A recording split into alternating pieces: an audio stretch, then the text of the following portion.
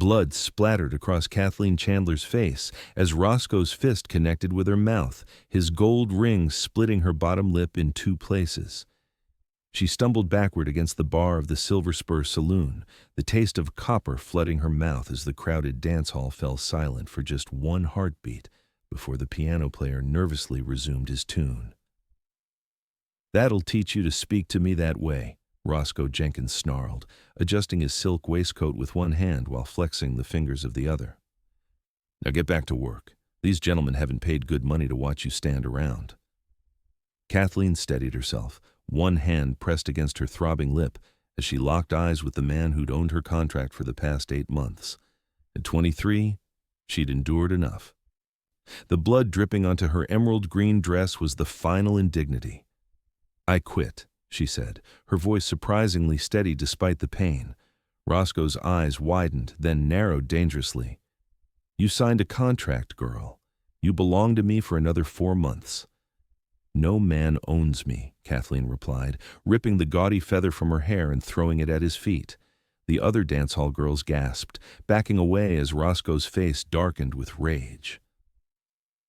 Without waiting for his response, Kathleen turned and pushed her way through the crowd of miners, cowboys, and gamblers who had gathered to watch the entertainment on this hot Montana evening in 1885. Behind her, she could hear Roscoe bellowing for someone to stop her, but the advantage of surprise was hers. She burst through the saloon's swinging doors and into the dusty main street of Copper Creek, her heart pounding in her chest.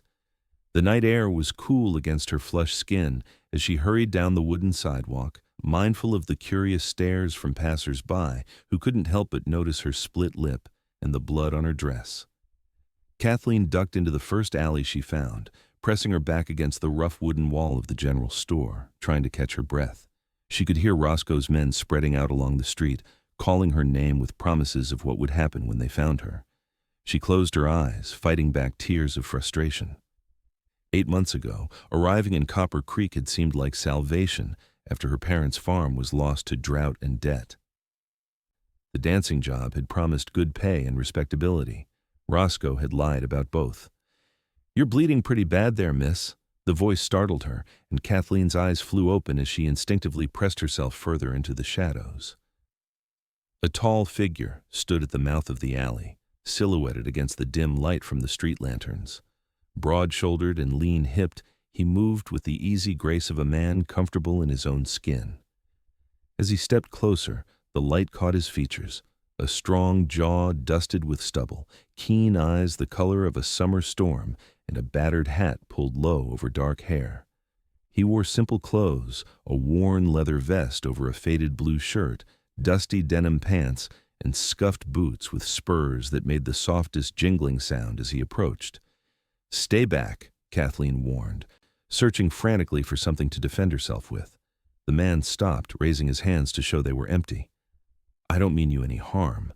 Saw what happened in there." He gestured toward the saloon with a slight tilt of his head.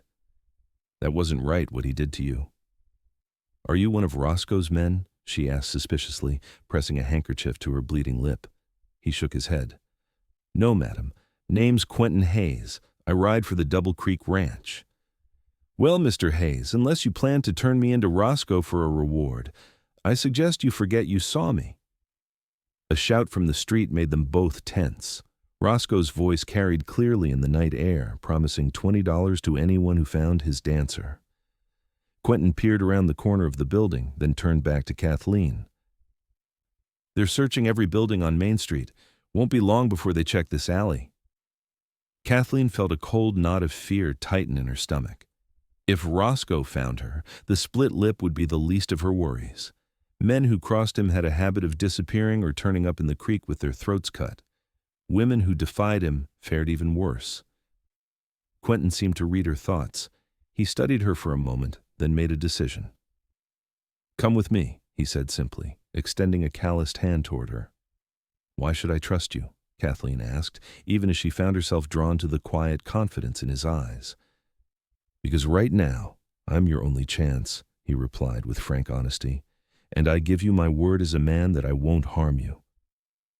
Voices grew louder on the street. Kathleen had seconds to decide. Stay and face Roscoe's wrath or trust this stranger. She placed her hand in his. Where are we going? My horse is tied behind the blacksmith's. We can be out of town before they organize a proper search. He hesitated.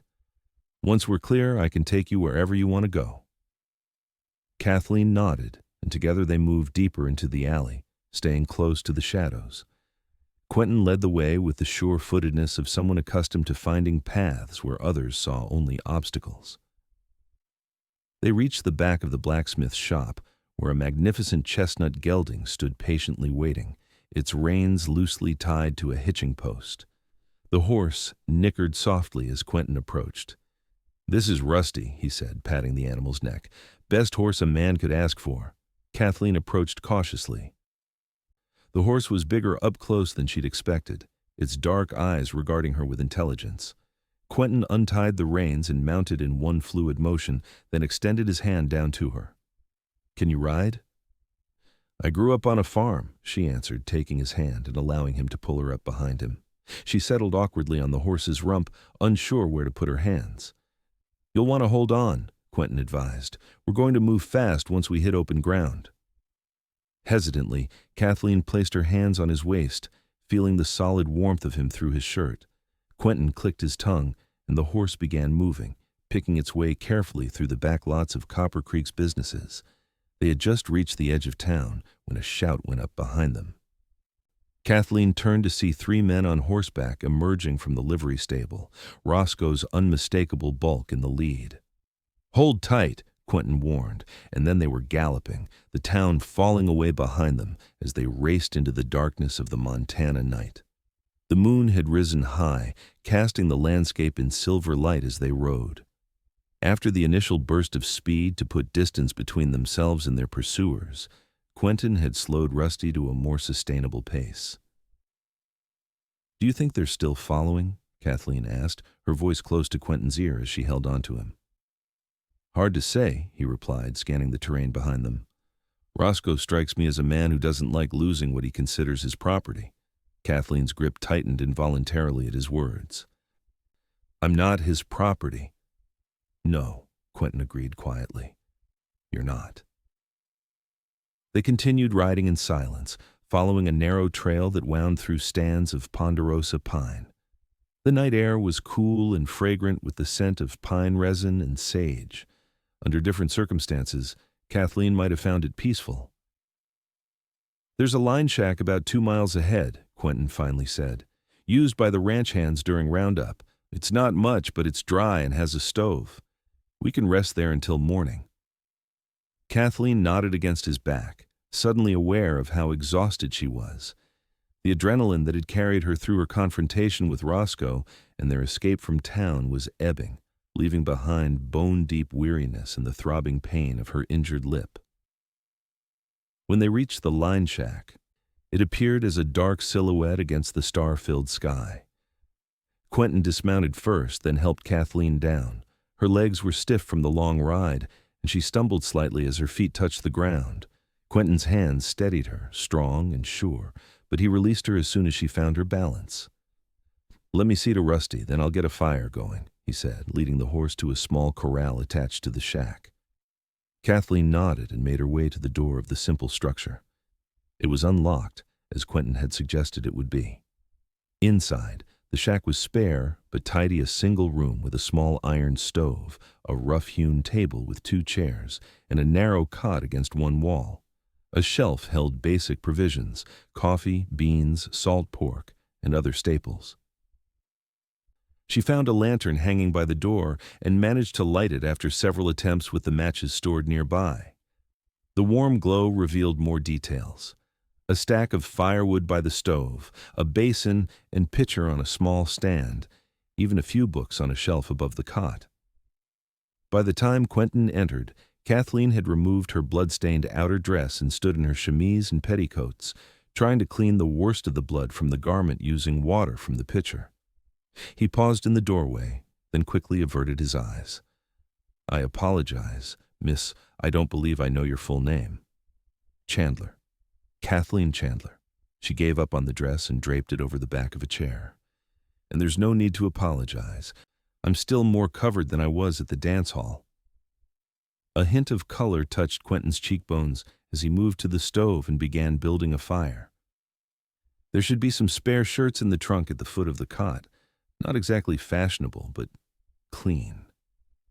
Kathleen found a faded blue work shirt that was much too large for her but would serve as a nightdress.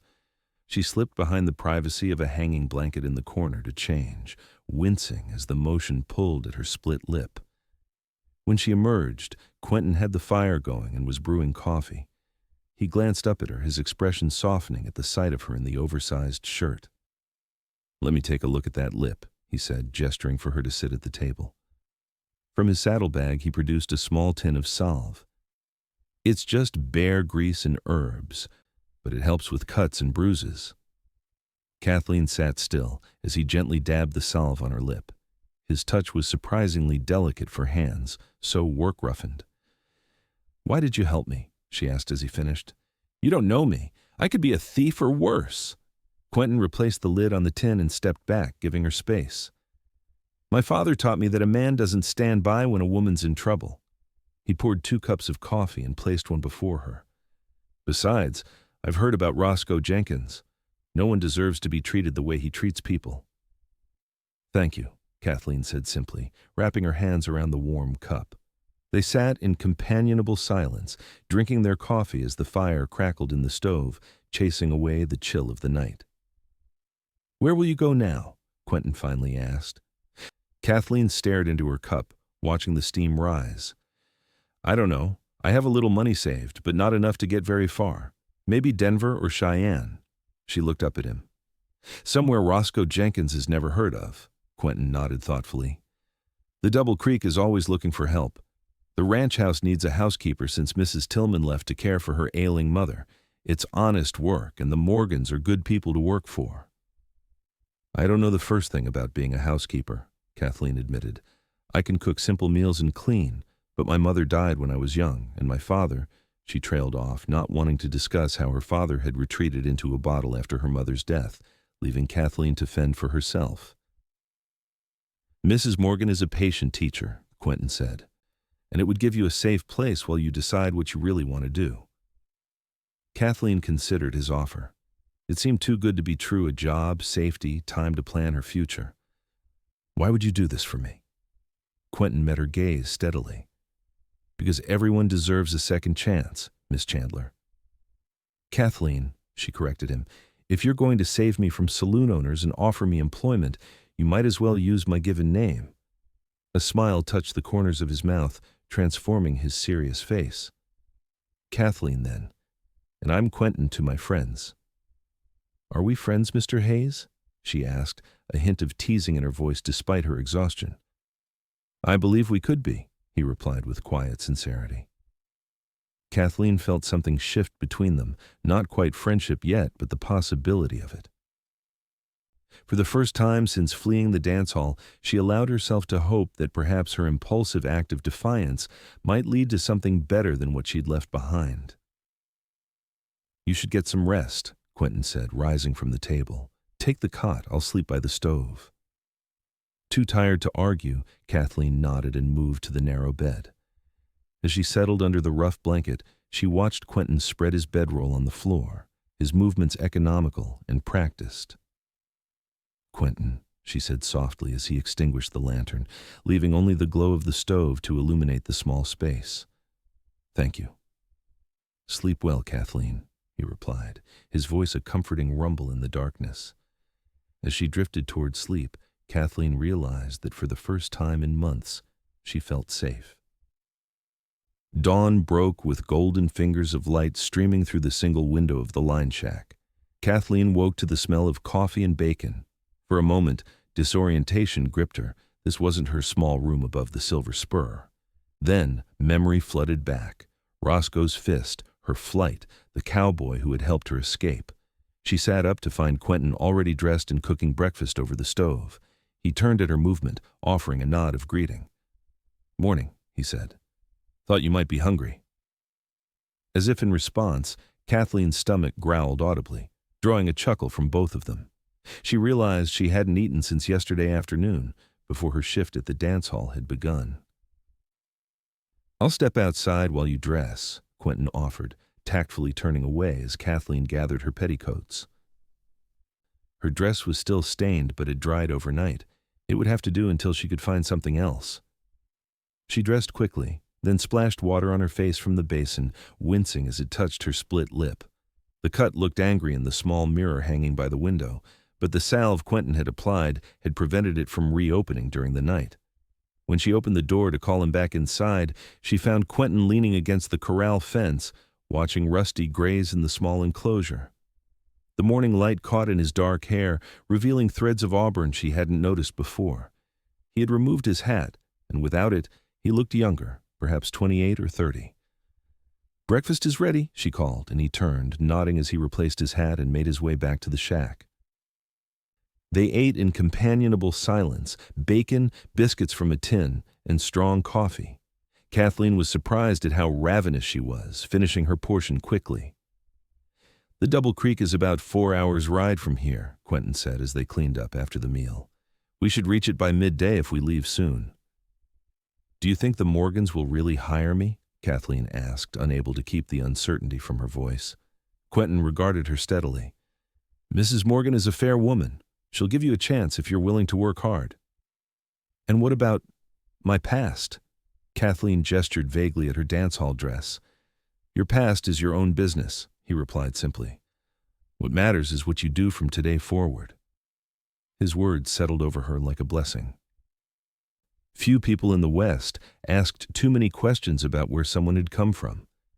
It was an unspoken rule in territories where many had come to start fresh, but women who had worked in saloons often found themselves permanently marked by that association. "I appreciate that," she said softly. They set out shortly after, Kathleen once again riding behind Quentin on Rusty. The morning was cool but promised heat as the sun climbed higher. They followed game trails and cattle paths, occasionally crossing streams where Rusty would drink deeply before continuing. As they rode, Quentin pointed out landmarks and shared stories about the territory. He had come to Montana 5 years earlier, he told her, after serving in the cavalry along the Texas border. The open spaces and rugged beauty of Montana had called to him in a way no other place had. "What about your family?" Kathleen asked, genuinely curious about this quiet man who had risked himself to help her. "My parents had a small farm in Missouri," he replied, his voice carrying back to her on the breeze. "Both gone now. I have a sister in St. Louis, married to a shopkeeper. We write sometimes." "I'm sorry about your parents," Kathleen said, understanding the loss in his voice. "It was some years ago," he answered. "Father had a bad heart. Mother followed 6 months later. I think she just didn't want to go on without him." The simple poetry of his words struck Kathleen deeply. To love someone so much that life without them seemed impossible, it was the stuff of novels, not something she had ever witnessed in the harsh realities of her own life. "And you?" Quentin asked after a while. "Where does Kathleen Chandler come from?" She hesitated, then decided that if she was to start fresh, honesty was the best foundation. "Nebraska, originally. My father had a wheat farm. After my mother died of influenza, he started drinking. Lost the farm when I was 18. I worked in a dress shop in Omaha for a while, then heard about opportunities out west." "How did you end up at the Silver Spur?" His tone was conversational, not judgmental. "I answered an advertisement for respectable young ladies to work as hostesses," Kathleen explained, the bitterness creeping into her voice despite her efforts to control it. "By the time I realized what kind of hostess Roscoe wanted, I had signed a contract and was too far from home to return." Quentin was silent for a moment. Then, so quietly she almost didn't hear him, he said, "I'm sorry that happened to you." "I survived," Kathleen replied, her chin lifting slightly even though he couldn't see her. "And I learned to look after myself." "Clearly," Quentin agreed, a smile evident in his voice. "Not many would have stood up to a man like Roscoe Jenkins." They rode on, the conversation flowing more easily between them as the miles passed. Kathleen found herself telling Quentin about the books she loved to read, how she'd taught herself from her mother's small collection and whatever she could borrow. Quentin, in turn, spoke of his years in the cavalry, the places he'd seen, and his dreams of someday having a ranch of his own. It was nearly noon when they crested a rise, and Quentin reined Rusty to a halt. Below them stretched a green valley cut by a clear, winding creek. On the far side, nestled against a backdrop of pine-covered hills, stood a large ranch house with several outbuildings and corrals. "Double Creek Ranch," Quentin announced with unmistakable pride in his voice. "The Morgans have built one of the finest cattle operations in the territory." Kathleen took in the scene with a mixture of hope and trepidation. The ranch looked prosperous and well-maintained, a far cry from the tawdry elegance of the Silver Spur Saloon. Could she really belong in such a place? As if sensing her thoughts, Quentin turned slightly in the saddle to look back at her. "Ready?" Taking a deep breath, Kathleen nodded. "Ready." They rode down into the valley, following a well-worn track that led toward the main house. As they approached, Kathleen could see activity in the yardmen working with horses in a corral, smoke rising from the chimney of what appeared to be a bunkhouse, a woman hanging laundry on a line near a kitchen garden. A tall man emerged from the barn as they rode into the yard, raising a hand in greeting when he recognized Quentin. "Hayes, didn't expect you back so soon," he called, striding toward them as Quentin brought Rusty to a halt and dismounted. "Change of plans, Mr. Morgan," Quentin replied, helping Kathleen down from the horse.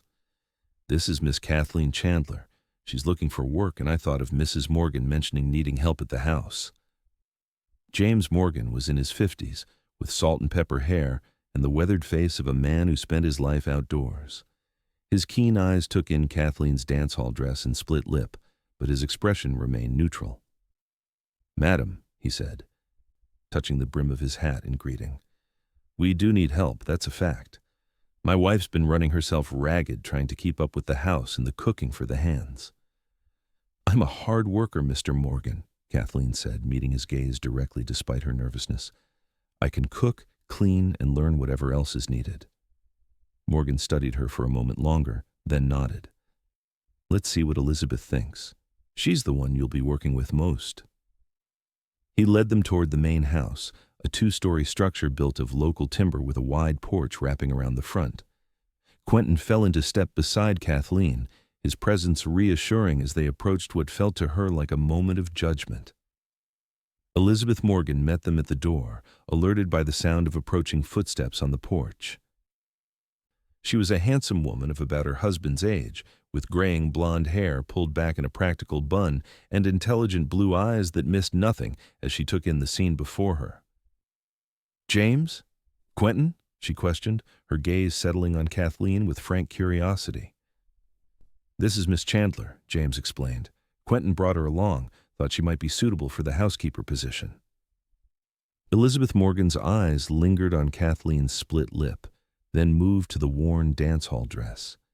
Instead of the judgment or disgust Kathleen half expected, she saw something like understanding in the older woman's expression. "Come inside, Miss Chandler," Elizabeth said, holding the door wider.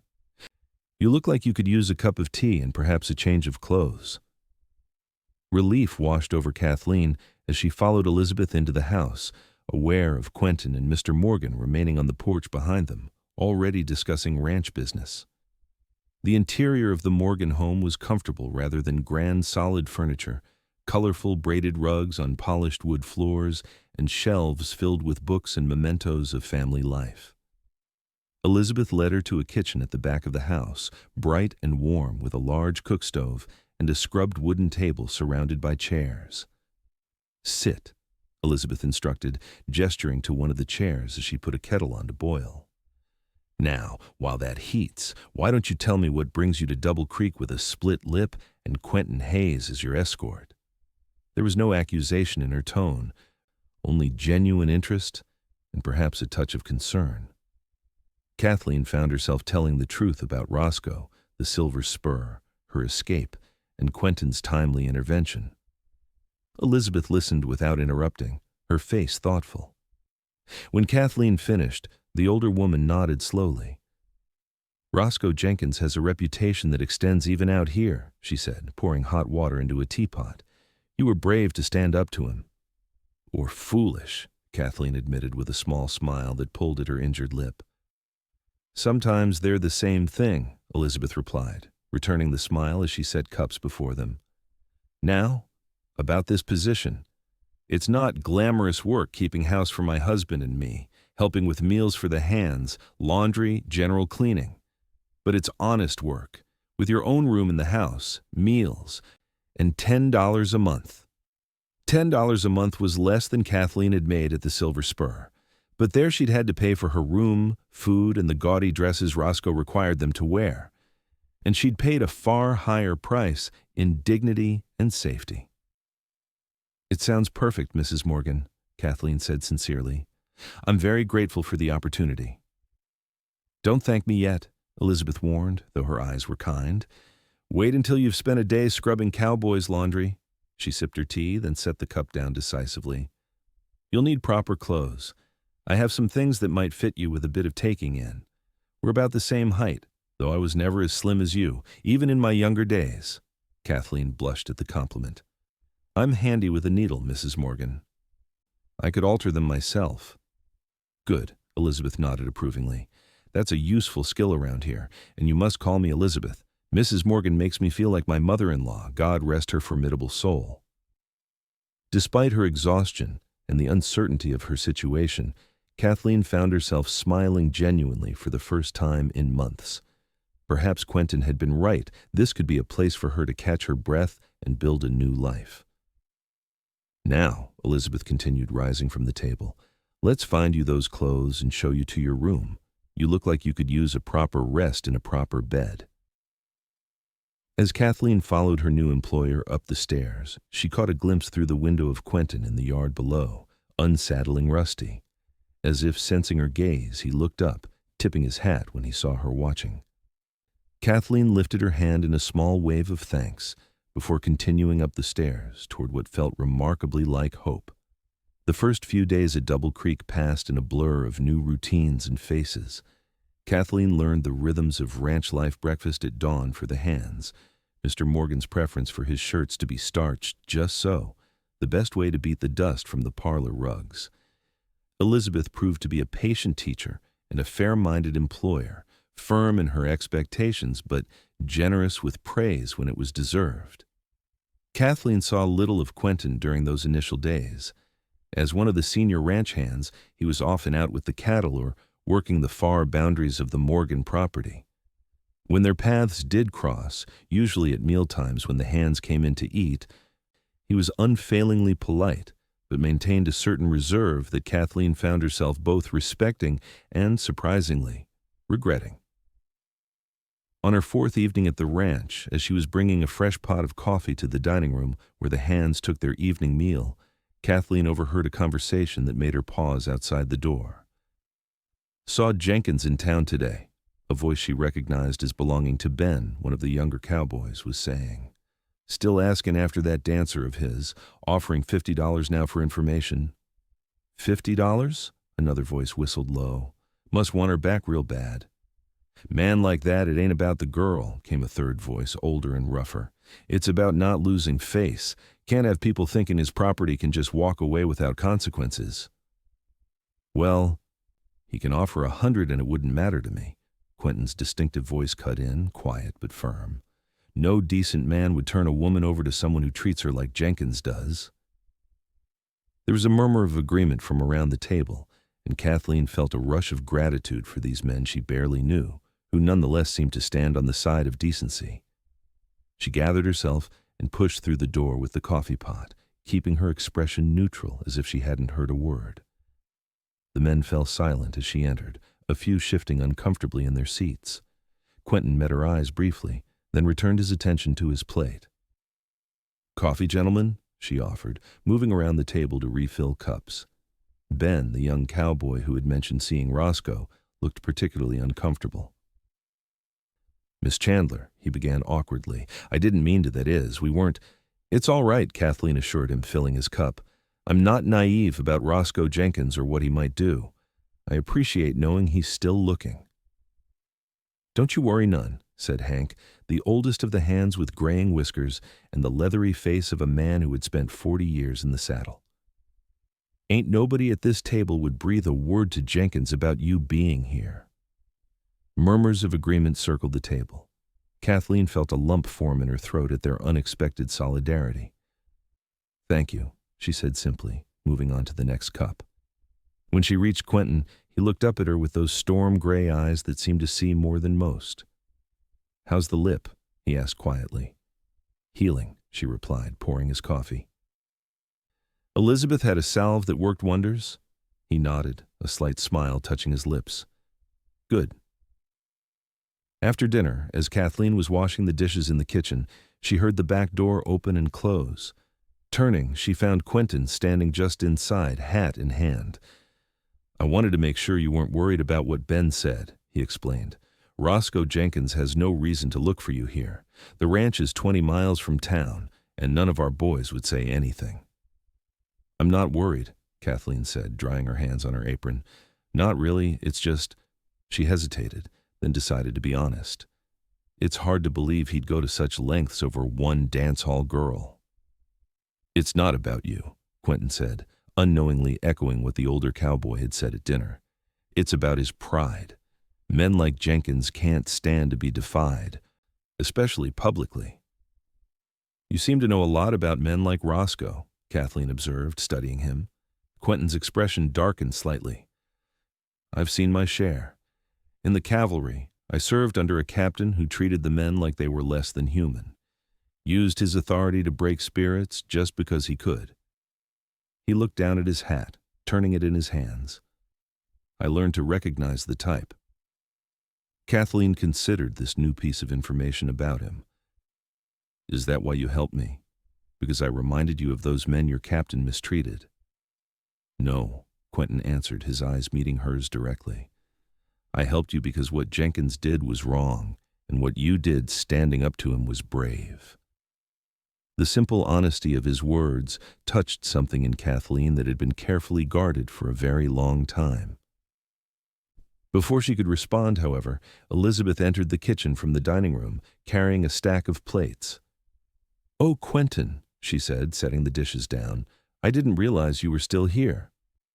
"Just leaving, madam," he replied, straightening and settling his hat back on his head. "Good night, Miss Chandler. Mrs. Morgan." With a nod to both women, he left through the back door, the night swallowing him as he stepped off the porch. Elizabeth glanced at Kathleen with a knowing look that made color rise to her cheeks. "Quentin Hayes is a good man," she said mildly, beginning to scrape the plates. "One of the best James has ever hired." "Yes, he seems to be," Kathleen agreed, turning back to the washing up to hide her flushed face. "He doesn't talk much about himself," Elizabeth continued conversationally. "But James says he's saved nearly every penny he's earned these past 5 years. Has his eye on a piece of land up north, near the Gallatin River." Kathleen absorbed this information, fitting it with what she already knew of the quiet cowboy who had come to her rescue. A man with dreams and the discipline to work toward them, a far cry from the gamblers, drifters, and fortune hunters who had frequented the Silver Spur. "Well," Elizabeth said briskly, changing the subject, "once you finish those dishes, why don't you take the rest of the evening for yourself? I noticed you eyeing the books in the parlor. You're welcome to borrow any that interest you." "Thank you," Kathleen replied gratefully. "I would like that very much." Later, curled in the window seat of her small but comfortable room with a copy of Middlemarch, borrowed from the Morgans collection, Kathleen found her thoughts continually drifting to Quentin. His quiet strength, the respect he showed to everyone around him, the dreams he was carefully building toward all of it, painted a picture of a man unlike any she had known before. She told herself it was simply gratitude she felt, combined with the natural interest one might have in a person who had done them a significant kindness. Nothing more. But as she finally set the book aside and prepared for bed, Kathleen couldn't quite convince herself that her feelings were so simple or so easily defined. Weeks passed, settling into a comfortable routine. Kathleen's split lip healed completely, leaving only the faintest scar that was noticeable only if one knew to look for it. Her work at the ranch provided a satisfaction she had never experienced at the Silver Spur, the honest tiredness at the end of a day of productive labor, the appreciation from Elizabeth and the hands for the meals she helped prepare, the growing sense that she was truly earning her place. Summer deepened, bringing longer days and the constant activity of a working cattle ranch. Kathleen's relationship with Quentin remained cordial, but somewhat distant, limited mostly to brief exchanges at mealtimes or chance encounters around the ranch. She told herself this was for the best she had come to Double Creek to rebuild her life, not to develop feelings for a cowboy, no matter how honorable he might be. The first significant change in their careful dynamic came on a sweltering August afternoon. Kathleen was in the kitchen garden, harvesting tomatoes and beans for the evening meal, when she heard the commotion of riders entering the yard. Looking up, she saw a group of hands returning from a day of mending fences on the northern boundary, Quentin among them. As she watched, one of the younger cowboys, barely more than a boy really, slumped suddenly in his saddle. Before anyone else could react, Quentin was there, catching the young man as he fell. Even from a distance, Kathleen could see the bright stain of blood on the boy's shirt. Setting down her basket, she hurried toward the group forming around the injured cowboy, arriving just as Quentin and another hand were carrying him toward the house. "What happened?" she asked, falling into step beside them. "Snake bite," Quentin answered grimly. "Rattler spooked his horse near the North Creek. He got thrown, landed right by the snake. It got him twice in the arm before he could get away." Elizabeth appeared on the porch, taking in the situation immediately. "Bring him to the guest room," she directed. "Kathleen, fetch hot water and clean cloths." Inside, they laid the young cowboy Tommy Davis, just 19, and in his first season at Double Creek, on the guest room bed. His face was ashen, his breathing shallow, and the area around the twin puncture wounds on his forearm was already swollen and discolored. "We tried to suck out the venom," Quentin explained as Elizabeth examined the wound. "Got him here as fast as we could." "You did right," Elizabeth assured him. "James had to ride to the Miller place about a case of hoof rot. He won't be back until tomorrow." She looked up at Quentin, her expression grave. "We need the doctor from town." "I'll go," Quentin volunteered immediately. "Rusty's the fastest horse on the ranch." "It's almost 40 miles round trip," Elizabeth warned, "and there's a storm brewing to the west." "I'll make it," Quentin said with quiet confidence, already turning toward the door. "I'll look after Tommy," Kathleen promised as he passed her. Quentin paused, his eyes meeting hers briefly. "I know you will," he said, and then he was gone, his bootsteps echoing down the hall and out the front door. The next few hours were a tense vigil.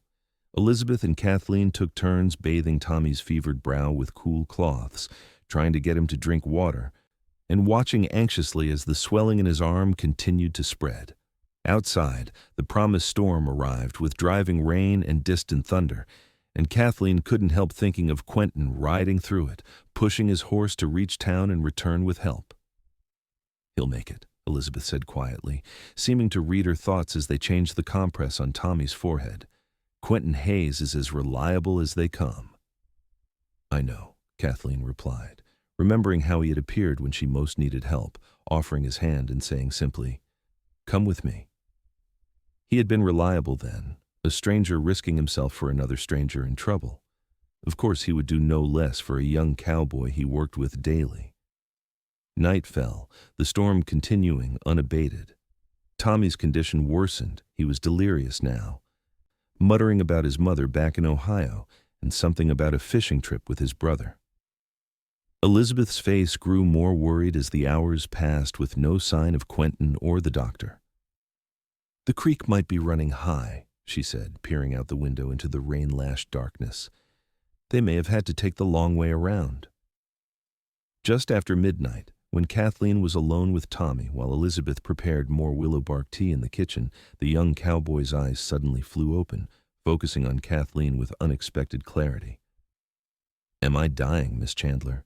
he asked, his voice cracked and dry. Kathleen took his uninjured hand, squeezing it reassuringly. "Not if I have anything to say about it, Tommy Davis. Quentin has gone for the doctor. They'll be here soon." "Quentin's a good man," Tommy murmured.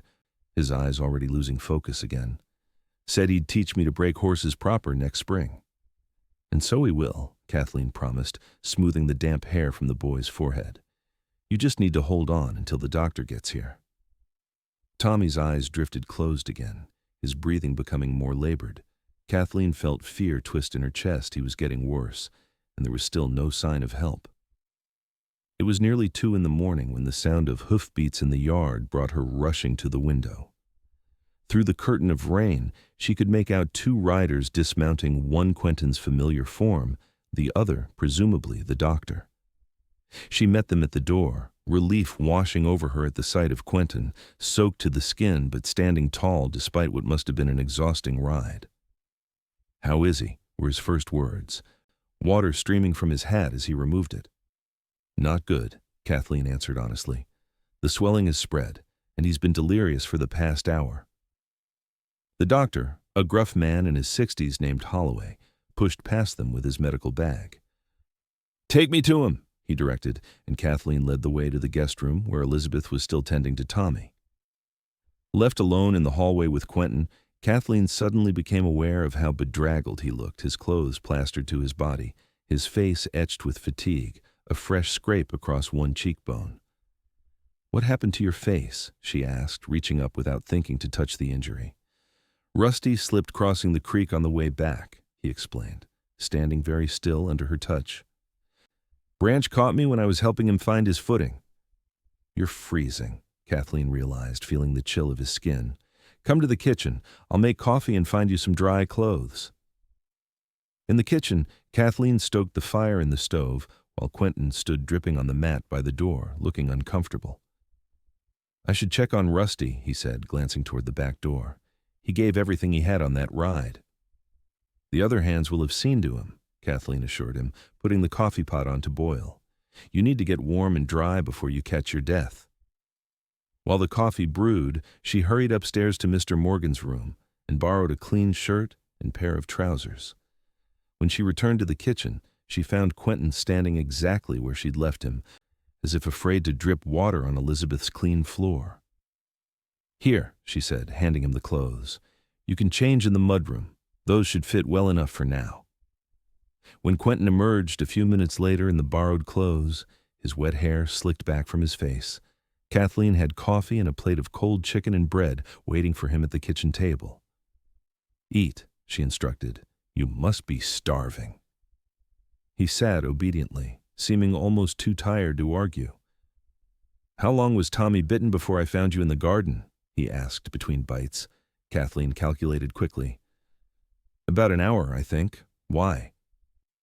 "Dr. Holloway says the first few hours are critical with a rattler bite," Quentin explained, his eyes troubled. "If we'd gotten him treatment sooner—" "You did everything you could," Kathleen said firmly, sitting across from him. "You rode through a thunderstorm to get the doctor. No one could ask more." Quentin nodded, but she could see he was still worried. They sat in companionable silence as he finished his meal, the only sounds the ticking of the kitchen clock and the distant rumble of thunder as the storm began to move away. "Thank you," he said finally, pushing his empty plate aside, "for looking after Tommy. And for this." He gestured to the food and dry clothes. "It's nothing compared to what you did," Kathleen replied honestly. Quentin's eyes met hers across the table, something unspoken passing between them. Before either could break the moment, the kitchen door swung open and Elizabeth entered, followed by Dr. Holloway. "He's stabilized," the doctor announced without preamble. "Got the anti-venom just in time. The boy's young and strong, he should pull through, though that arm will give him trouble for a while." The relief on Quentin's face was palpable. "Thank you, doctor." Holloway waved away the thanks. "You're the one who rode through a blasted hurricane to fetch me. Boy owes his life to you, Hayes." The doctor turned to Elizabeth. "I'll stay the night, check on him again in the morning. Don't suppose you have a spare bed and maybe a tot of whiskey for an old man's nerves." As Elizabeth led the doctor away to settle him in another guest room, Quentin rose from the table, swaying slightly with exhaustion. "You should rest," Kathleen said, concerned. "The bunkhouse is probably soaked through from that storm. Take the sofa in the parlor. I'll bring you some blankets." Too tired to argue, Quentin nodded gratefully. In the parlor, Kathleen helped him arrange blankets on the comfortable leather sofa, aware of his eyes following her movements. "Kathleen," he said quietly as she turned to leave, the use of her first name stopping her in her tracks. "I'm glad you're here." The simple statement, spoken with such sincerity, touched her deeply. "So am I," she replied softly. "Get some rest, Quentin." As she climbed the stairs to her own room, Kathleen realized that something fundamental had shifted between them tonight. The careful distance they had maintained these past weeks had dissolved in the face of crisis, revealing a connection that could no longer be ignored or denied. What that might mean for either of them, she wasn't yet ready to consider.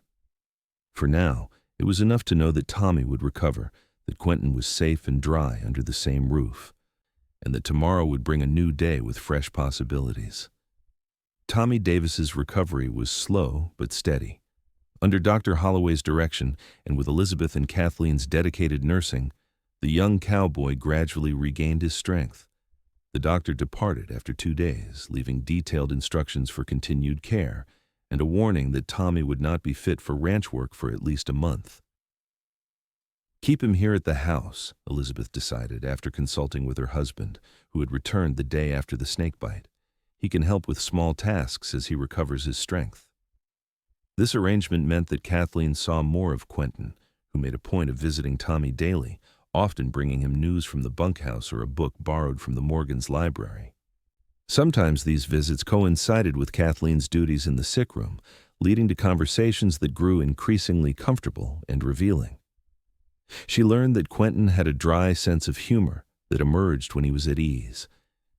He learned that she could recite long passages of Shakespeare from memory, a skill she had developed during the quiet hours above the Silver Spur when reading was her only escape.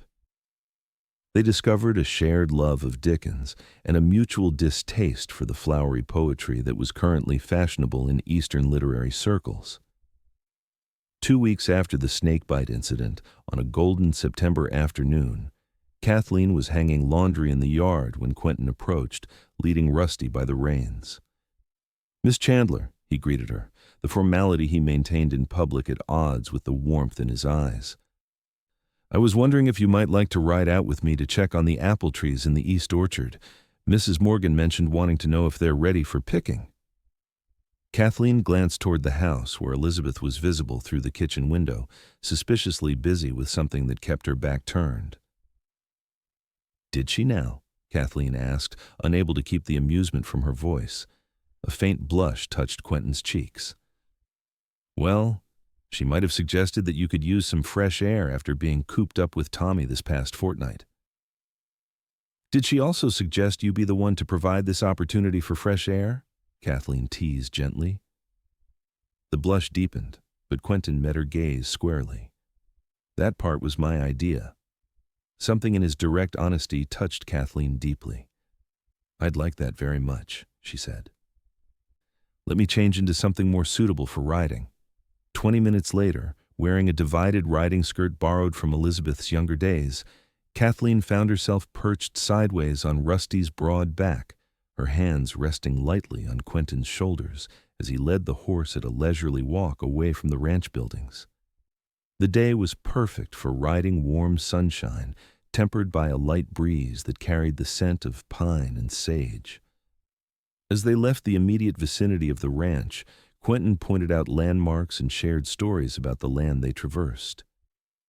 Mr. Morgan's father started with just 50 acres and 10 head of cattle, he explained as they crested a small rise that offered a view across the valley. Built it into this nearly 2,000 acres of the best grazing land in the territory.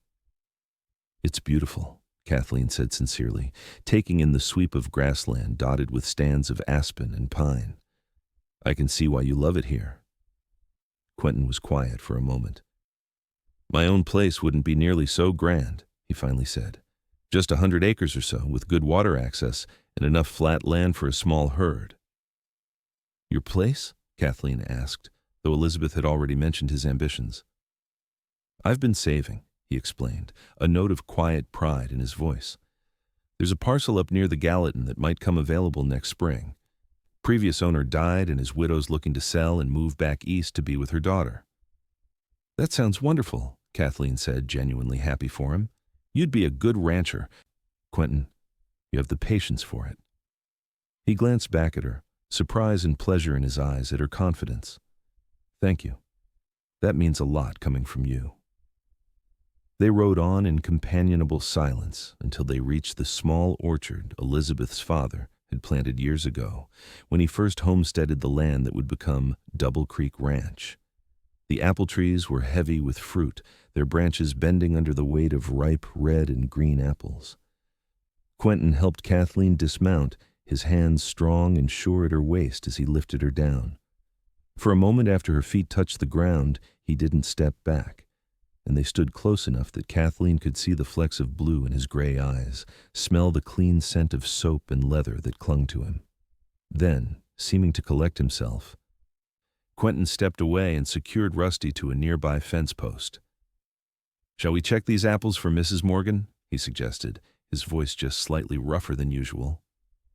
They walked among the trees, testing apples for ripeness and filling a small sack Quentin had brought for samples to take back to Elizabeth. As they worked, the conversation flowed easily between them, touching on books they had read, places they'd been, and dreams they harbored. "I always wanted to see the ocean," Kathleen admitted as she reached for a particularly fine-looking apple. "My mother had a painting of the sea in our parlor. I used to stare at it for hours, imagining the sound of the waves." "I saw the Gulf of Mexico once during my time with the cavalry," Quentin replied, holding a branch aside for her. "It was different than I expected, wilder somehow. The way it changes color with the sky." He trailed off, seeming embarrassed by his poetic observation. "I'd like to see that someday," Kathleen said softly. "Maybe you will," Quentin responded, his eyes meeting hers with an intensity that made her breath catch. Before she could reply, the distant sound of hoofbeats drew their attention. Turning toward the sound, they saw a rider approaching at a gallop from the direction of the ranch. "That's Ben," Quentin said, recognizing the young cowboy who had mentioned seeing Roscoe in town. His expression turned serious. "Something's wrong, he's riding too hard." They moved to the edge of the orchard, waiting as Ben reined his lathered horse to a stop before them. "Quentin!" the young man gasped, out of breath from his hard ride. "Mr. Morgan sent me to find you. There's trouble." "What kind of trouble?" Quentin asked, his body tensing beside Kathleen. Ben's eyes flicked to Kathleen, then back to Quentin. "Riders coming. 4 of them, asking about a dancehall girl. One of them is Roscoe Jenkins." Kathleen felt the blood drain from her face. After nearly 2 months without sign of pursuit, she had begun to believe that Roscoe had given up his search. The knowledge that he had somehow tracked her to Double Creek sent a chill of fear through her. "How far out?" Quentin demanded, already moving toward Rusty. "Maybe 20 minutes behind me," Ben replied. "They stopped at the Wilsons' place first, asking questions. That's how we got warning." Quentin untied Rusty's reins with quick, efficient movements. "Ride back and tell Mr. Morgan we're coming. Tell him to make sure all the hands are visible in the yard. I want Jenkins to see he's outnumbered if he tries anything stupid." Ben nodded and wheeled his horse, galloping back toward the ranch as Quentin helped Kathleen mount Rusty. Instead of positioning her sideways as before, he placed her astride. "It'll be faster this way," he explained, swinging up behind her. "Hold on tight." They rode hard, Rusty responding beautifully to Quentin's urging. Kathleen could feel the tension in Quentin's body behind her, his arms on either side of her as he held the reins, his chest pressed against her back. "How did he find me?" she asked over the sound of hoofbeats. "Someone must have talked," Quentin replied grimly, "or he's been methodically searching every ranch and homestead in the territory." "What will happen when he arrives?" The fear in her voice was unmistakable. Quentin's arms tightened slightly around her, a gesture of reassurance. "Nothing you don't want to happen. You're not alone this time, Kathleen." The simple statement gave her strength. She was not the same frightened dancehall girl who had fled into an alley with a split lip 2 months ago. She had built something here: respect, purpose, and perhaps something more precious with the man riding behind her. They arrived at the ranch to find James Morgan and 6 of his hands gathered in the yard, an apparently casual grouping that nonetheless positioned armed men strategically around the main approach to the house. Elizabeth stood on the porch, her face tight with concern. Quentin helped Kathleen dismount, then led her quickly to the porch. "Mrs. Morgan, it might be best if Kathleen waits inside," he suggested. Elizabeth nodded, taking Kathleen's arm. "Come, dear, let the men handle this." But Kathleen resisted, pulling away gently. "No," she said firmly. "I won't hide. This is my fight." "Kathleen," Quentin began, concern evident in his voice, but she cut him off. "I ran once before and he followed. I won't spend my life running," she declared, meeting his eyes with determination. "Besides, I trust you, all of you." Her gaze swept over the gathered ranch hands, men she had cooked for and mended for these past months, who now stood ready to defend her. Quentin studied her face for a long moment, then nodded. "Stay on the porch with Mrs. Morgan. If trouble starts, get inside immediately." Before Kathleen could respond, the sound of approaching riders drew everyone's attention to the road. 4 horsemen appeared, riding at a measured pace toward the ranch buildings. In the lead was a heavy-set man in an expensive suit, a man Kathleen recognized all too well, Roscoe Jenkins. As the riders entered the yard, James Morgan stepped forward, his hand resting casually near the revolver on his hip. "Something I can help you with, gentlemen?" he asked, his tone deceptively mild. Roscoe Jenkins reined his horse to a stop, his small eyes scanning the gathered men before settling on Kathleen standing on the porch.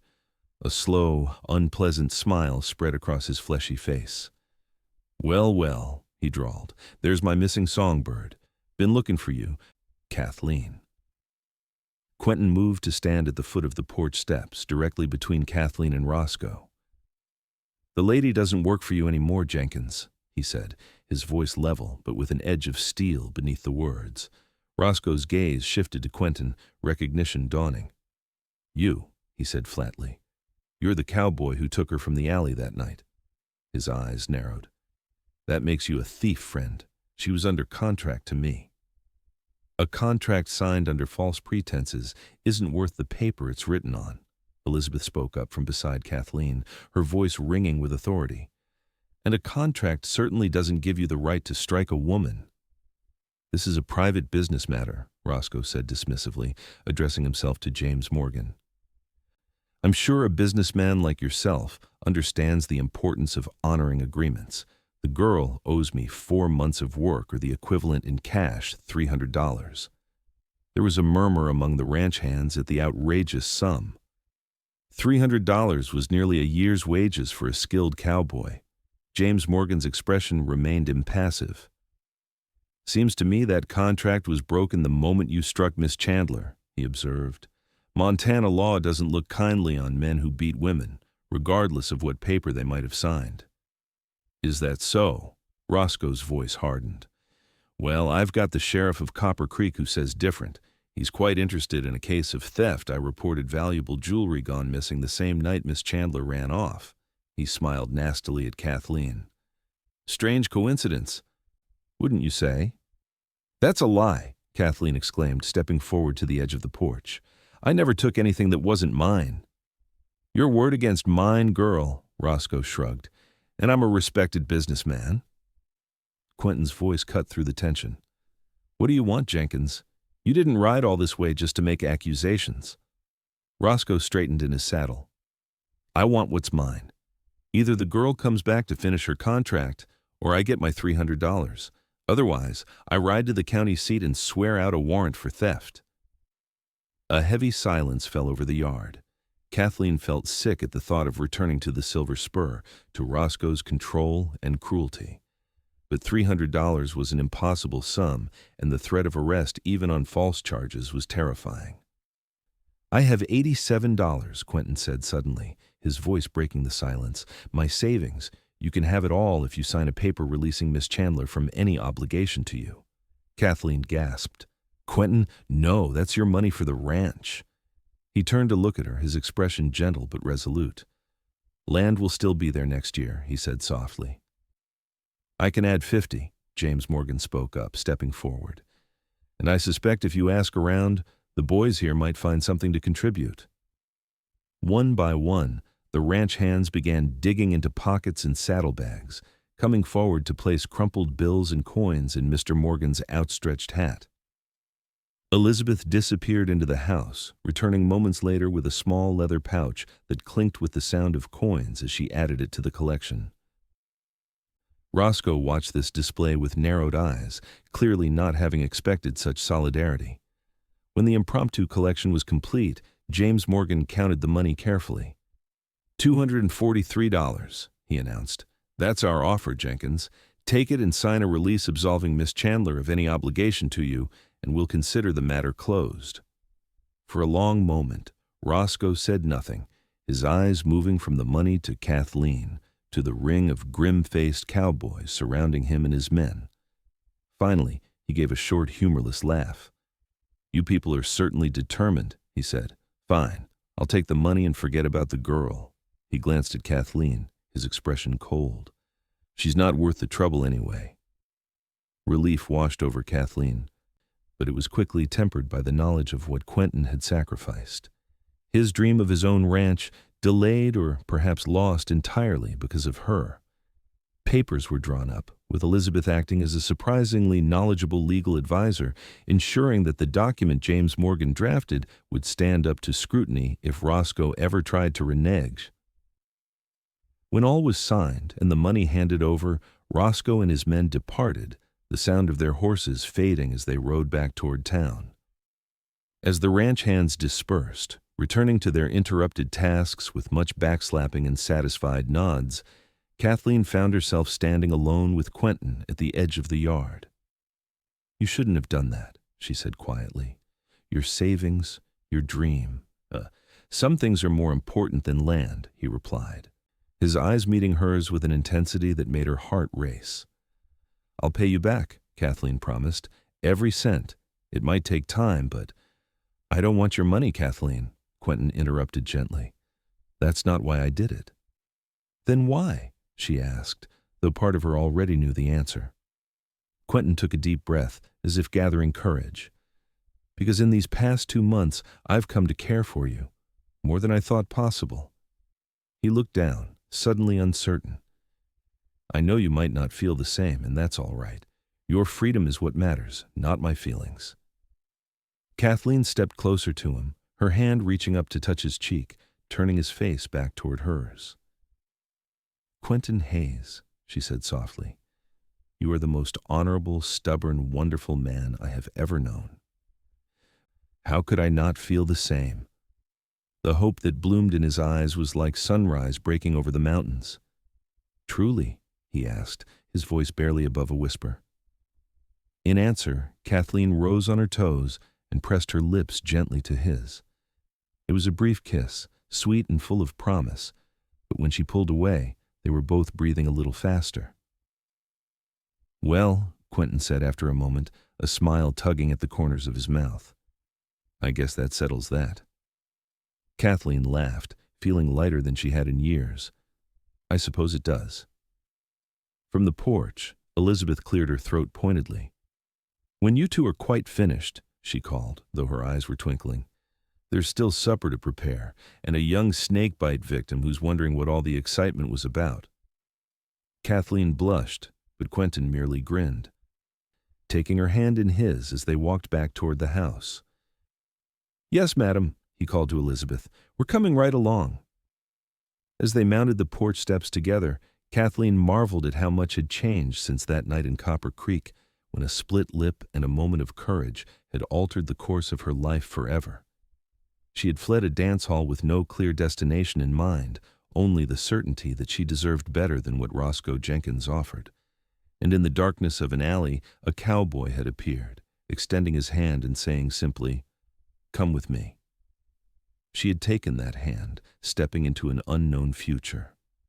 Now, 2 months later, with that same hand warm and secure around hers, Kathleen knew with absolute certainty that it had been the best decision of her life. Winter came to Montana with a vengeance that year, blanketing Double Creek Ranch in deep snow by mid-November. The cattle had been moved to sheltered pastures, the summer hands paid off until spring, and the routine of the ranch settled into the slower rhythms of the cold season. For Kathleen, the winter brought unexpected joy. Her relationship with Quentin had blossomed over the autumn months, their courtship conducted under the benevolent but watchful eyes of the Morgans. They rode together on his days off, shared books and conversations by the fire in the parlor on long evenings, and gradually built a foundation of trust and understanding that was unlike anything Kathleen had experienced before. Quentin courted her with an old-fashioned respect that touched her deeply. There were no grand gestures or expensive gifts. He had little money to spare after giving his savings to Roscoe, but there were small, thoughtful tokens that meant far more. A perfect pine cone found on the trail, a handkerchief he had painstakingly embroidered with her initials, a skill learned, he admitted sheepishly, during long winter evenings in the cavalry, and once, a simple wildflower pressed between the pages of a book they were both reading. By Christmas, it was an understood fact throughout the ranch that Quentin Hayes and Kathleen Chandler were walking out together, as Elizabeth delicately phrased it. The hands treated Quentin with a mixture of good-natured teasing and genuine respect for having won the affections of a woman many of them secretly admired from afar. Christmas Eve found the ranch house filled with warmth and light. The Morgans had a tradition of inviting all the winter hands to Christmas dinner, and the long table in the dining room groaned under the weight of roasted turkey, ham, potatoes, and all the trimmings that Elizabeth and Kathleen had spent days preparing. After dinner, they gathered in the parlor, where James Morgan read the Christmas story from the family Bible, his deep voice carrying the familiar words with simple dignity. Gifts were exchanged, practical things mostly, like new gloves or hand-knitted scarves, though Elizabeth had somehow managed to find a beautiful bound volume of Shakespeare's sonnets for Kathleen. As the evening wore on, the hands gradually departed for the bunkhouse, full of good food and cheer. Tommy Davis, fully recovered from his snake bite and now a permanent member of the Double Creek crew, was the last to leave, thanking Elizabeth once more for the wonderful meal. When only the Morgans, Kathleen, and Quentin remained in the parlor, James cleared his throat significantly.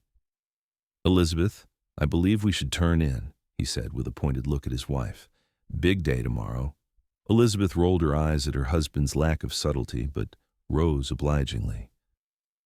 "Don't stay up too late, you two," she advised as they left the room, closing the door behind them. Alone by the fire, Kathleen and Quentin sat in comfortable silence for a moment, the only sounds the crackle of the flames and the distant howl of the wind across the snow-covered valley. "I have something for you," Quentin finally said, reaching into his pocket. "It's not much, but I wanted you to have it tonight." He handed her a small package wrapped in brown paper and tied with a piece of red yarn. Kathleen unwrapped it carefully to reveal a delicate silver brooch in the shape of a bird with outstretched wings. "Oh, Quentin," she breathed, running her finger over the fine details of the piece. "It's beautiful." "It was my mother's," he explained softly. "My father gave it to her when they were courting. She always said it represented freedom, that love should give wings, not clip them." Kathleen looked up at him, her eyes bright with emotion. "I love it, and I love what it means." Quentin took her hands in his expression serious. "Kathleen, these past months have been the happiest of my life. I know I don't have much to offer, no land of my own yet, just my wages and my hands. But if you're willing, I'd like to build a life with you." Her heart swelled with joy as she realized what he was asking. "Are you proposing, Quentin Hayes?" A smile tugged at his lips. "I believe I am, Miss Chandler. Rather poorly, it seems." "No," she said, squeezing his hands. "It's perfect. You're perfect." "Is that a yes?" he asked, hope bright in his eyes. "Yes," Kathleen answered without hesitation. 1,000 times yes." Quentin's face broke into the most brilliant smile she had ever seen as he gathered her into his arms, his lips finding hers in a kiss that held all the promise of their future together. When they finally parted, both breathless, Quentin rested his forehead against hers. "I'll work hard, Kathleen.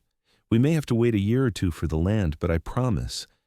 "I don't need land or a grand house," she interrupted gently. "I just need you, Quentin. Everything else we'll build together."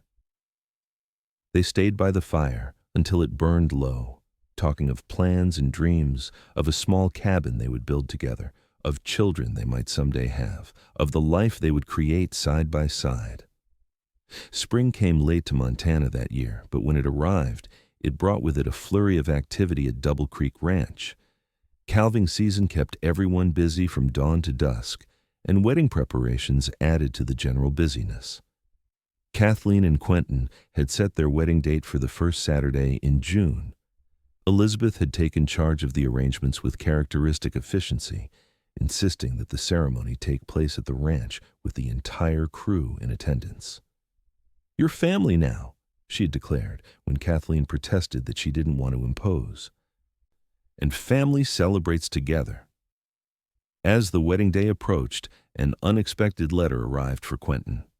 It was from the widow who owned the parcel of land he had been interested in purchasing, the 100 acres near the Gallatin River. "She's lowered the price," Quentin told Kathleen as they sat together on the porch swing one evening in late May. "Says her daughter's husband has a good job in Chicago now. She doesn't need as much from the sale." "That's wonderful news," Kathleen said, genuinely pleased for him. "But we still don't have enough saved." Quentin hesitated, looking unusually nervous. "Actually, we might. James offered me a loan for the remainder, says I can pay him back by breaking horses for him over the next 2 years. "Quentin, that's perfect," Kathleen exclaimed, throwing her arms around his neck. "When were you going to tell me?" "I wanted to be sure everything was in order first," he admitted. "The widow has agreed to the terms. If all goes well, we could take possession right after the wedding." The joy on his face was infectious. This was the dream he had been working toward for 5 years, land of his own, a chance to build something that would last. And now, against all odds, it was within his grasp. "Our own place," Kathleen said wonderingly. "It seems almost too good to be true." "After everything that's happened, I'd say we've earned a bit of good fortune," Quentin replied, pulling her closer on the swing. "Think of it, Kathleen, by this time next year, we could have our own cabin built, maybe a small herd started. And a garden," she added, catching his enthusiasm. "I want a proper vegetable garden, and maybe some apple trees like the ones in Elizabeth's orchard." As they sat together in the gathering dusk, planning their future, Kathleen marveled at how far she had come from that desperate night in Copper Creek. The dancehall girl with a split lip, fleeing into an alley with nothing but the clothes on her back, seemed like a different person entirely, someone from a story she had read long ago. Their wedding day dawned clear and warm, the kind of perfect June day that seemed created especially for beginning new lives together. The ranch hands had spent the previous day setting up tables and benches under the cottonwood trees near the creek, and Elizabeth had overseen the decoration of the small arbor where the ceremony would take place. In the bedroom that had been hers for the past 9 months, Kathleen stood before the mirror while Elizabeth helped her with the buttons of her wedding dress, a creation of ivory silk that Elizabeth had ordered from a dressmaker in Helena. "You look beautiful, my dear," Elizabeth said, her eyes suspiciously bright as she adjusted the veil in Kathleen's upswept hair. "Quentin won't know what hit him." Kathleen smiled, touching the silver bird brooch pinned to her bodice, her something old for the wedding day. "I still can't quite believe this is happening," she admitted. "Sometimes I worry I'll wake up and find myself back at the Silver Spur." Elizabeth squeezed her shoulders gently. "This is real, Kathleen. You made it real through your own courage and determination." She turned Kathleen to face her. "James and I couldn't be prouder if you were our own daughter." Tears threatened, and Kathleen blinked rapidly to contain them. "You and James have been more family to me than I ever dreamed of finding again," she said, her voice thick with emotion. "I don't know how to thank you." "Be happy," Elizabeth said simply. "That's all the thanks we need." From outside came the sound of a fiddle beginning to play the signal that it was time. Elizabeth gave Kathleen's hands one final squeeze, then hurried downstairs to take her place for the ceremony. A moment later, there was a knock at the door, and James Morgan entered, resplendent in his best suit with a wildflower in his buttonhole. "Ready, my dear?" he asked, offering his arm. Kathleen had asked him weeks ago if he would walk her down the aisle, a request that had brought unexpected tears to the rancher's eyes. Now, taking his arm, she felt a sense of rightness that banished the last of her nervousness. "Ready?" she confirmed with a smile. They descended the stairs and out onto the porch, where the assembled guests, the ranch hands in their Sunday best, neighbors from surrounding homesteads, even Dr. Holloway from town, waited in rows of chairs facing the flower-decked arbor. And there, standing tall and straight beneath the arch of wild roses, was Quentin. He had never looked more handsome than he did in that moment, in a new black suit with his dark hair neatly combed and his hat respectfully held in his hands. But it was the expression on his face as he caught sight of Kathleen that took her breath away, a mixture of awe, joy, and love so pure that it made her heart swell with answering emotion. The walk down the improvised aisle seemed both endless and far too short. When they reached the arbor, James placed Kathleen's hand in Quentin's, stepping back with a nod of approval. "You're the most beautiful thing I've ever seen," Quentin whispered, as they turned to face the circuit-riding preacher who had arrived the previous day to perform the ceremony. "And you, Quentin Hayes, are the answer to a prayer I didn't even know I was making," she whispered back. The ceremony itself was simple and profound, ancient words of commitment spoken under Montana's vast blue sky, promises made with clear voices and full hearts. When the preacher pronounced them man and wife, Quentin's kiss was both tender and filled with promise, drawing good-natured cheers from the assembled guests. The celebration that followed lasted well into the evening, with feasting, dancing, and storytelling under lantern light as the stars began to appear in the darkening sky. Finally, amid much teasing and well wishes, the newly married couple departed in a wagon decorated with ribbons and wildflowers, bound for the hunting cabin at the far edge of Double Creek Land, where they would spend their first nights as husband and wife before traveling to view their new property. Later, in the privacy of the small but comfortable cabin, Kathleen stood by the window looking out at the star-filled sky while Quentin built up the fire against the cool of the evening. "Happy, Mrs. Hayes?" he asked, coming to stand behind her, his arms encircling her waist. "More than I ever imagined possible," she replied, leaning back against his solid warmth. "It's strange to think that if Roscoe hadn't hit me that night, we might never have met." "I prefer to think we would have found each other somehow," Quentin said, pressing a kiss to her temple. "Some things are just meant to be." Turning in his arms, Kathleen studied the face of the man who was now her husband, the strong lines of his jaw, the kindness in his eyes, the smile that seemed reserved just for her. How far they had both come from that night in the alley, the frightened dance hall girl and the solitary cowboy, each carrying their own wounds and dreams. "I love you, Quentin Hayes," she said simply, the words holding all the gratitude and joy in her heart. "And I love you, Kathleen Hayes," he replied, his voice rough with emotion, "every day for the rest of our lives." As he lowered his lips to hers, Kathleen knew with absolute certainty that whatever challenges the future might hold, they would face them together, the dance hall girl and the cowboy who had the courage to begin again. Epilogue. 5 years later. The afternoon sun cast long shadows across the yard of the Hayes homestead as Kathleen stood on the porch, shading her eyes against the glare as she watched the approaching riders. Even at a distance, she could recognize Quentin's straight-backed form in the saddle, and beside him, on a gentle pony, their 3-year-old son, Matthew, securely tied to the saddle but beaming with pride at being allowed to ride like Papa. Behind them rode James Morgan, who at 63 still sat a horse as if born to it, though his hair was now completely silver. Visiting their thriving homestead had become a monthly ritual for him, a chance to check on his former ranch hand's progress and spend time with his honorary grandchildren. "They're coming, Mama," called 4-year-old Elizabeth, named for her beloved godmother, as she raced around the corner of the house, her dark braids flying behind her. "I see them, sweetheart," Kathleen replied, automatically adjusting the sling where 2-month-old Rebecca slept peacefully against her chest. Go tell Aunt Mary to put the coffee on." As Elizabeth darted back into the house to relay the message to their housekeeper, a widow from a neighboring homestead, who helped Kathleen with the children and household tasks, Kathleen took a moment to survey the home she and Quentin had built together. The cabin had expanded over the years, growing from a single room to a comfortable 4-room house with a proper kitchen and a separate bedroom for the children. The barn and corrals were well constructed and filled with horses.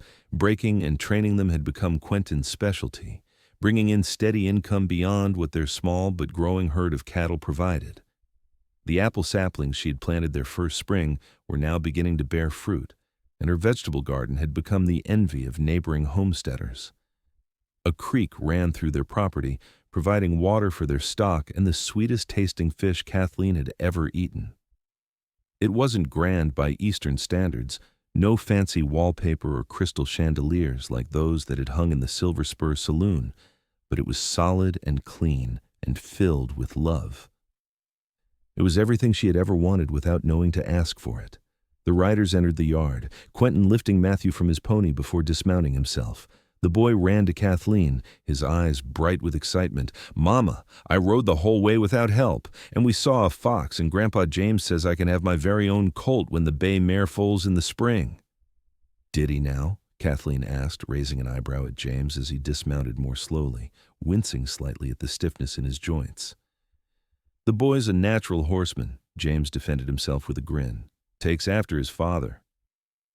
Quentin approached, planting a kiss on Kathleen's cheek, before gently pulling back the edge of the sling to peek at his sleeping daughter. "How's our little lady been today?" he asked softly. "Perfect," Kathleen replied. "Though she'll be wanting to eat soon. You're just in time." As they moved inside to the warmth of the kitchen, where Mary was setting out coffee cups and the pie Kathleen had baked that morning, the conversation flowed easily news from the Double Creek.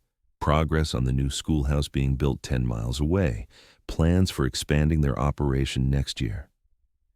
After the meal, while James entertained the children with stories of his early days in Montana territory, and Mary cleared the dishes, Quentin drew Kathleen outside to the porch. The October evening was mild, the aspens along the creek turning gold in the late-season light. "I've been thinking," he said, taking her hand as they settled onto the porch swing he had built for her last Christmas. "A dangerous pastime," she teased, leaning her head against his shoulder. He agreed with a smile. "I've been thinking about that night in Copper Creek, when I found you in the alley." "That was a lifetime ago," Kathleen mused, though the memory remained clear. The copper taste of blood on her lip, the terror of Roscoe's pursuit, and then Quentin, appearing like an answer to a desperate prayer. 10 years ago next month," he nodded, "and I've been thinking we should go see the ocean." Kathleen sat up straighter, surprised. "The ocean? But that's so far?" "Not so far as it once was," Quentin pointed out. "The railroad goes all the way to Seattle now. We could take the children in the spring after calving season, see the Pacific. You always said you wanted to." The thoughtfulness of the suggestion touched her deeply. Even after 5 years of marriage, Quentin still remembered every dream she had shared, every casual wish she had expressed. "I would love that," she said softly. "All of us together, seeing something new." Quentin squeezed her hand, his eyes reflecting the golden light of sunset. "That Dancehall girl with the split lip deserves to see the ocean, don't you think?" Kathleen laughed, the sound carrying across the homestead they had built together. "And the cowboy who said, 'Come with me,' deserves to show it to her." Later that night, with the children asleep and James settled in the guest room, Kathleen stood at the window of their bedroom, looking out at the moon rising over their land. Quentin came to stand behind her, his arms encircling her waist in a gesture that had become as familiar and necessary as breathing. "Happy?" he asked, just as he had on their wedding night. "Completely," she replied, turning in his arms to face him. "You know, when I ran from the Silver Spur that night, I thought I was escaping something. I never dreamed I was actually running toward everything I ever wanted." "Funny how life works out sometimes," Quentin observed, brushing a strand of hair from her face with gentle fingers. One moment you're just a cowboy riding into town for supplies. The next you're rescuing a beautiful woman in an alley, and your whole life changes course. For the better? Kathleen asked, though she already knew the answer. In every possible way, he assured her, lowering his lips to hers in a kiss that held all the tenderness and passion of their years together and the promise of many more to come. Outside, the Montana night spread its star-filled canopy over the Hayes homestead, the house and barn, the corrals and garden, the creek and the growing orchard, all of it built by the hands of a dancehall girl and a cowboy who had found in each other the courage to begin again, the strength to build something lasting, and the love that made it all worthwhile.